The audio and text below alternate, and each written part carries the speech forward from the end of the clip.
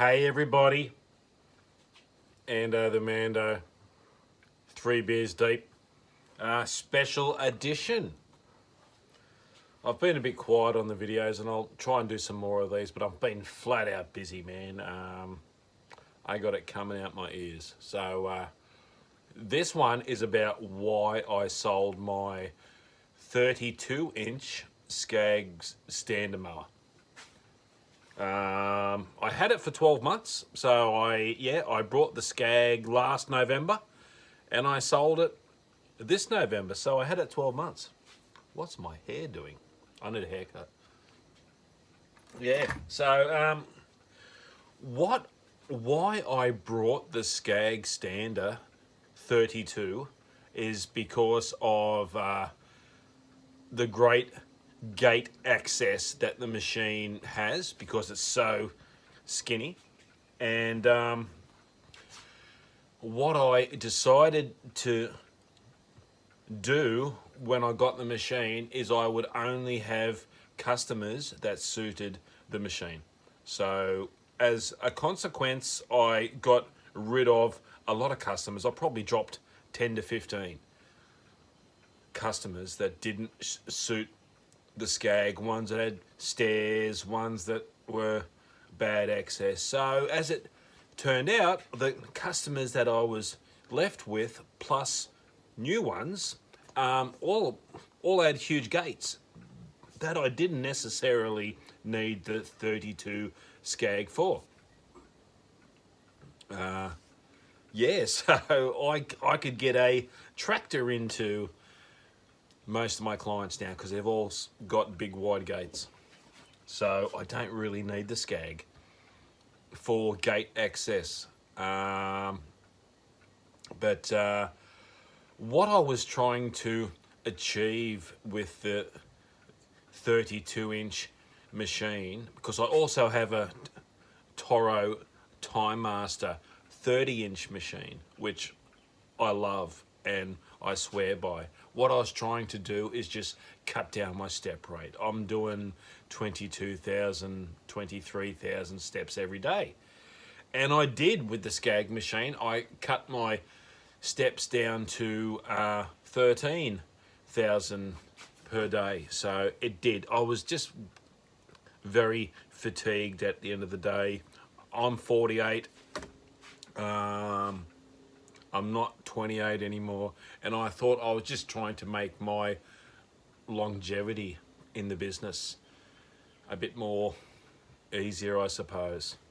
So that was the thought behind that. I didn't buy the Scag machine to be quicker, and as it turned out, it wasn't that much quicker than what the Toro Time Master is, because when you're talking about residential lawns, you know, your normal house, the Toro Time Master, look, the Scag machine was quicker, of course, but it was marginal. It was marginal, you know. When I have a lot of 4 houses in a group and 5 houses in groups, that's where it sort of was quicker, but it was more getting between houses, you know. It was the time saving was marginal.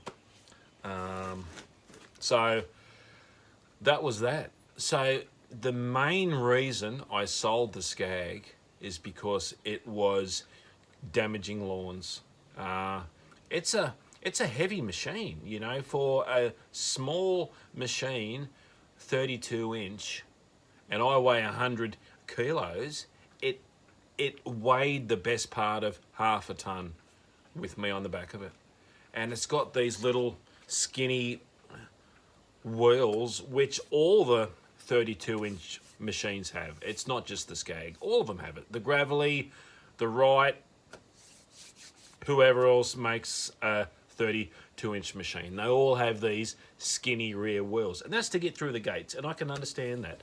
But what I found is, because all of my work is repeat work, so I go to the same customers every 2 weeks. And what I found is I was leaving train lines with my wheels, because this machine weighs half a ton. I leave train lines with the Toro Time Master, and that weighs 73 kilograms. So just imagine what half a ton of machine leaves with skinny wheels. So I was leaving train lines, and you can only mow a lawn in so many different directions before you're just going over the same lines again. And that was very noticeable and a concern. And what I also noticed is turning the machine. Now, I, of course, do 3-point turns. I was doing 4 and 5-point turns just to minimize the destruction that I was doing on the lawns with this machine, because you're doing residential lawns. They're only small, you know. And yeah, so just turning the machine, I was damaging lawns. When it rained, I couldn't use the machine because it was just sink in so much and really leave train lines over winter. Now, this is what made my mind up, that I had to sell the machine because it just wasn't doing what I wanted it to do over winter. I couldn't use the machine at all. So I didn't use the machine for 4 months, five months, because there's no grass growth over winter, but I still mow every 4 weeks. And because the grass isn't growing, it's not going to grow over the damage that you make with the machine. And I was really damaging some lawns. And look, this is just my experience. You guys might not have this experience. I'm just being honest. So yeah, I couldn't use the machine over winter at all. So I thought, man, I've got this machine I paid $14,000 for. I can't even use the bloody thing. So it just had to go. It just didn't suit me no more. And what I'm trying to do is I don't want to mow residential lawns anymore. So I'm trying to get into commercial work more. And I've since brought a Toro Grandstand 48-inch machine with these huge balloon tires on the back. And I'm going to take that out this week with me and do a couple of residential lawns just to see how it goes. But the Toro Grandstand's a great machine. Look, and the Scag machine was also a great machine. Don't get me wrong, it worked faultlessly, had a magnificent cut quality. It was a great machine. It was damaging on my lawns. Yeah, so that's just being honest. Yeah, I'm trying to think if I had to say any more about it. So no, that's about it. Something else will come to me, I'm sure. But yeah, so look, I'll do a review on the Toro Grandstand 48 that I have now soon in a future video. I've put 8 hours on it in 2 weeks. It's also a great machine. I think the Scag and the Toro are the high-end machines, you know, spec'd up, high-spec'd machines. Yeah, so that's why I sold the Scag, mainly because it was damaging lawns.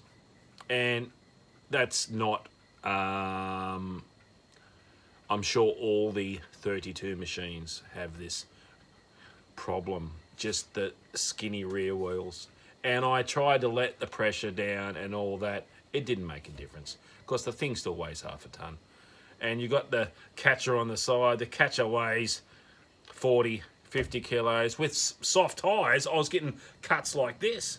So, and that was with a catcher on it. So it just was not working. I was losing quality in my lawns, and I don't want that. So I've now reverted back to the Toro Time Master, mainly for all my residential lawns. But as I said, I'm trying to give the residential lawns the flick because I don't want to push a mower no more. I do a lot of hedges. I like hedges. I do a lot of them, and I'm trying to get more into the commercial work as well, because that's where it's at. So that's it. Happy days, everyone, and I'll see you on the next one.